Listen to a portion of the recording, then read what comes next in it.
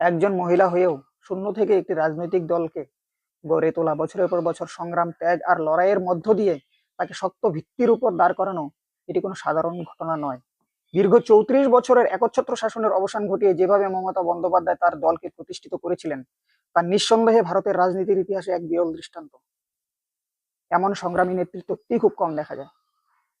কিন্তু আজ পরিস্থিতি যেন কিছু অন্য কথাই বলে।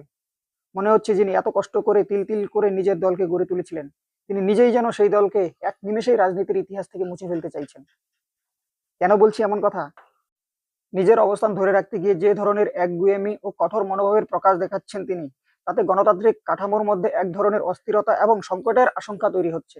তিনি যদি স্বেচ্ছায় পদত্যাগ না করেন, তাহলে নাকি এবার নির্বাচন কমিশন দলটিকে নিষিদ্ধ দল ঘোষণার কথা চিন্তা ভাবনা করছেন, যা সত্যি অত্যন্ত নজিরবিহীন এবং উদ্বেগজনক। এর আগে ভারতীয় রাজনীতির ইতিহাসে এমন ঘটনা ঘটেছে বলে আমি তো কোনোদিন শুনিনি। সম্ভবত বিদায়ের প্রাক্কালে তিনি আরেকটি ইতিহাস রচনা করে যেতে চাইছেন, কিন্তু সেই ইতিহাস কেমন হবে তা তো সময়ই বলে দেবে।